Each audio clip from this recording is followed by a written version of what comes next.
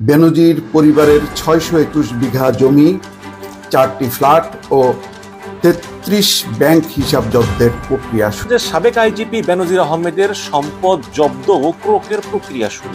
বেনজিরদের গ্রেপ্তার না করে শুধুমাত্র লোক দেখানো, তাদের সম্পদ জব্দ করা, ক্রোক করার নাটক যদি করে।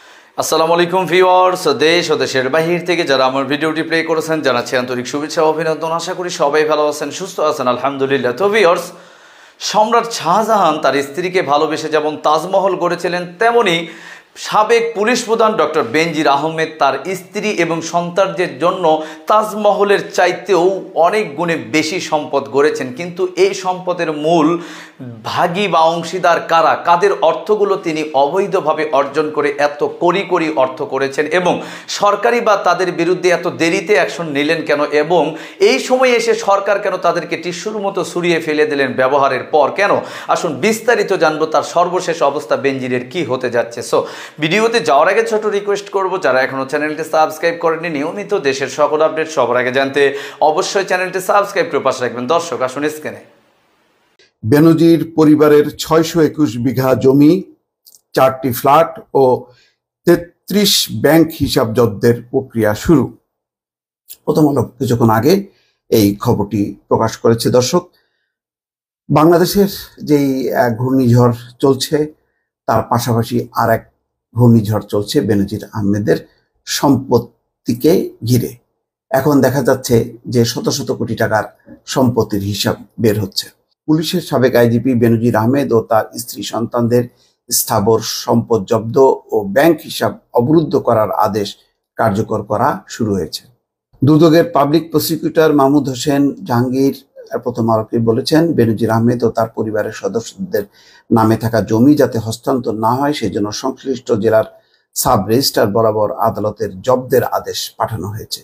ব্যাংক হিসাবের অর্থ যাতে হস্তান্তর বা রূপান্তর না হয় সেজন্য আদালতের আদেশ পাঠানো হয়েছে সংশ্লিষ্ট ব্যাংকেও।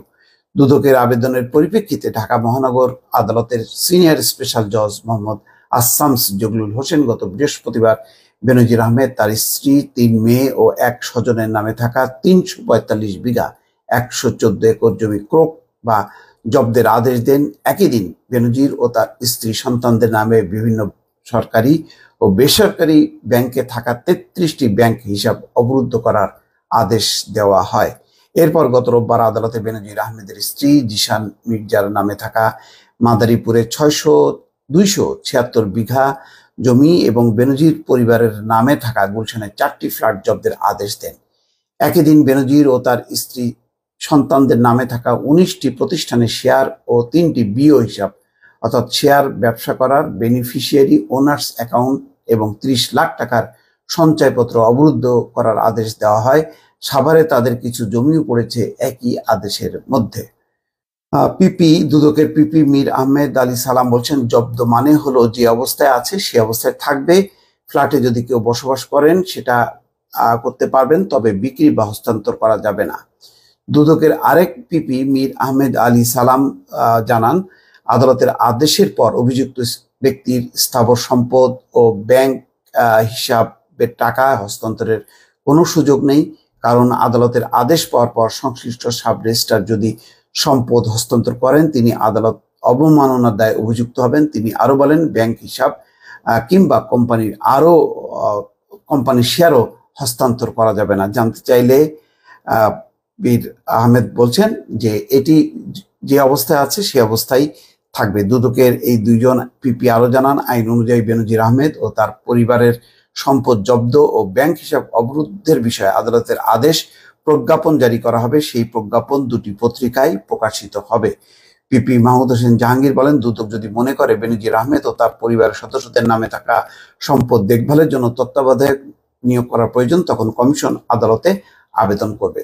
দর্শক, একটা জিনিস খুবই রহস্যজনক, সেটি হচ্ছে যে এই যে আদালতের প্রক্রিয়া বা দুদকের যে আয়োজন, তার বিপরীতে এখন পর্যন্ত বেনজির আহমেদ কোনো আইনগত ব্যবস্থা নেয়া বা এই দুদকের বা আদালতের আদেশ স্থগিতের ব্যাপারে কিন্তু কোনো আইন বিচারিক বা আইনগত কোনো প্রক্রিয়া তিনি শুরু করেননি।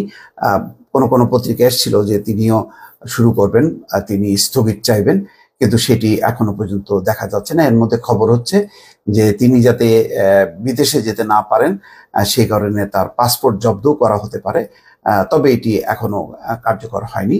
ফলে বেনজির আহমেদকে ঘিরে নানা রকম এখন জল্পনা কল্পনা চলছে যে সরকারের ব্লেসিং কি একেবারেই চলে গেল, এখন কি তিনি পুরোপুরি দুদকের জালে মানে ধরা পড়লেন, দুদক তার স্বাধীন মতন মানে আইনি প্রক্রিয়ায় যেভাবে বিভিন্ন মানুষের ক্ষেত্রে করা হয়, সমস্ত সম্পদ জব্দ করা, মামলা করা, গ্রেপ্তার করা, সেই প্রক্রিয়ার দিকে কি যাচ্ছে কিনা দুদক, সেটি এখন অবশ্য বোঝা যাচ্ছে না। বিদেশ যাত্রায় নিষেধাজ্ঞা চাইবে দুদক। অবশ্য বিষয়টি যে একেবারে চেয়েছে তা না, চাইবে, অর্থাৎ চাইতে পারে এমন একটি ধারণা বা বক্তব্য বা সূত্র থেকে চ্যানেল 24 এই নিউজটি করেছে। সেখানে বলা হচ্ছে, প্রয়োজন মনে করলে আদালতে বেনজিরের বিদেশ যাত্রায় নিষেধাজ্ঞা চাইবেন তদন্ত কর্মকর্তা, তবে সেটি তদন্ত সাপেক্ষে নির্ধারণ করা হবে।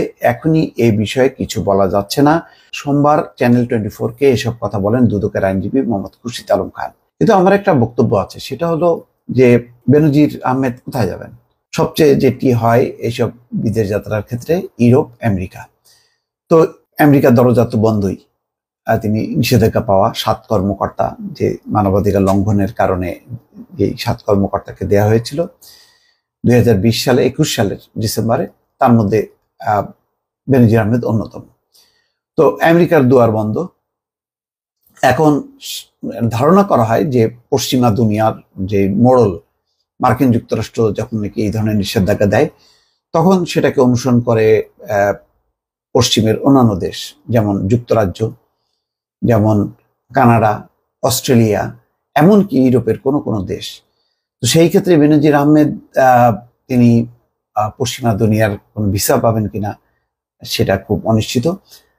যদি সেই দুয়ার বন্ধ হয়ে যায়, তাহলে এশিয়ার বিভিন্ন দেশে তিনি যেতে পারেন। মতামত কমেন্টে জানান, কেউ ভিডিওটি স্কিপ করবেন না। এখন পর্যন্ত ডক্টর বেনজির আহমেদের যে সম্পদের তথ্যগুলো বের হয়ে আসছে এবং এটা নিয়ে আল জাজিরা কি বললেন, কি রিপোর্ট করলেন, আসুন আমরা মিনা ফারার রিপোর্টের তদন্তে জানবো। কোটি কোটি সম্পদ বিশ্বাস করেন? বেনজিরকে নিয়ে কালবেলা আলজাজিরা তথ্য চেরাগ, এই যে রিপোর্ট, বেনজির আহমেদ সাডেনলি লক্ষ লক্ষ কোটি কোটি সম্পদ করছে গোপালগঞ্জে, এটা আপনি বিশ্বাস করেন?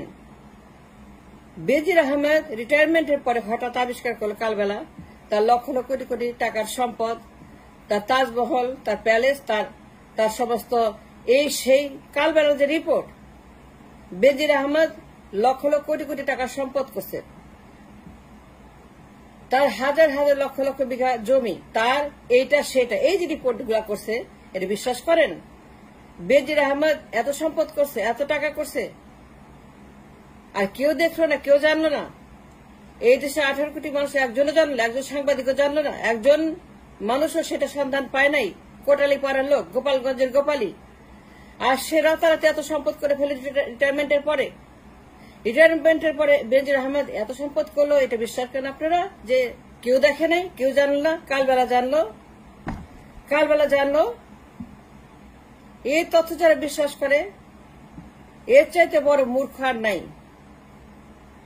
এটা বোঝার জন্য আইনস্টাইনের মতো বিজ্ঞানী হইতে হবে না যে এই সমস্ত রিপোর্ট তথ্য বানোয়াট, ভুয়া, ম্যানুফ্যাকচার, এগুলো সব মিথ্যা, এগুলো সমস্ত লটকানোর জন্য, আটকানোর জন্য, কারাগারে রাখার জন্য, এসকে সিনহা বানানোর জন্য। কারণ এসকে সিনহা বানানোর জন্য, এসকে সিনহার মতো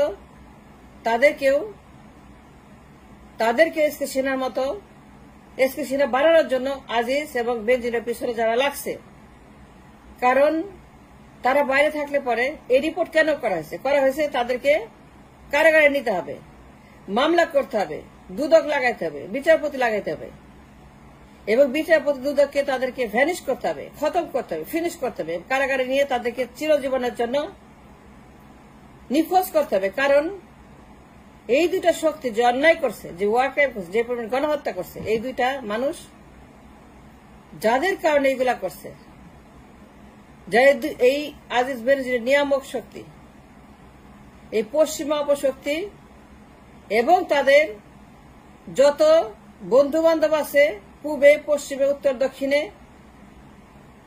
এই জাতিসংঘ 111-এর মাস্টার মাইন্ডার, এই দামি নির্বাচন, 4টা ভুয়া নির্বাচন, গণহত্যা, গুম খুন হত্যা, তারপরে আপনার আয়না ঘর, এই যে আমার দেশে গত 16 বছর 111 এর প্রোডাক্ট, 111 এর মাল, তাকে দিয়ে যা করাচ্ছে পশ্চিমা অপশক্তি এবং তাদের অঙ্গ সংগঠনগুলা, 2 জন বেনজির এবং আজিজ আহমেদ 16 বছর যে অপরাধ করেছে, 16 বছর যে পরিমাণ গণহত্যা করেছে, 16 বছর দাবিকে লালন পালন করে যে পরিমাণ তারা এই দেশের মানুষের মধ্যে গুম, খুন, হত্যা, আয়না ঘর, যাদের টাকায়, যাদের সমর্থনে এই অপরাধ সংঘটিত হচ্ছে, এই দেশে মানবতা বিরোধী অপরাধ করছে এই 2 গ্যাংস্টার, এরা বাইরে থাকলে পরে সর্বনাশ। কারণ এই 2টা মানুষ হিরোশিমা নাগাসাকির মতো পারমাণবিক 2টা শক্তি হিরোশিমা নাগাসাকির মতো ধ্বংস করে দিতে পারে, লন্ডভন্ড করতে পারে জাতিসংঘ, আমেরিকা, ইউরোপ, পশ্চিমা শক্তিকে। তাদের কাছে, তাদের পেটে যে খবর আছে about the distraction of the nation, এই দেশের গণহত্যা, এই 2 পরমাণুর কাছে জাতিসংঘের অপরাধের, জাতিসংঘের 111 এর যে ষড়যন্ত্র, রাষ্ট্রকে দখল করা, বাংলাদেশকে ইরাকের মতো, আফগানিস্তানের মতো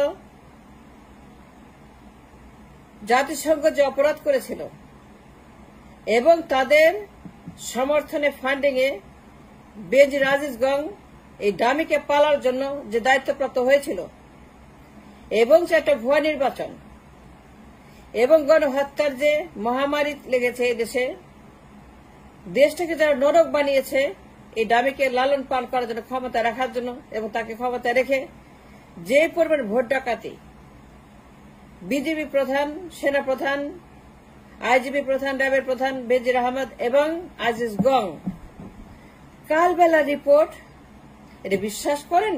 আমি করি না, আমি টকশো করি নাই, ভিডিও করি নাই, আলোচনা করি নাই, আমি নামও নেই। কেন নেই জানেন? দর্শক, স্ক্রিনে আমরা মিনাফারের কাছ থেকে সে সম্পর্কে বিস্তারিত জানলাম। সো আজকের ভিডিও এই পর্যন্তই। ভালো লাগলে লাইক এন্ড কমেন্ট করবেন এবং দেশের সকল আপডেট সবার আগে জানতে অবশ্যই চ্যানেলটি সাবস্ক্রাইব করে পাশে রাখবেন। দেখা হবে পরবর্তী ভিডিওতে ইনশাআল্লাহ। আসসালামু আলাইকুম ওয়া রাহমাতুল্লাহ।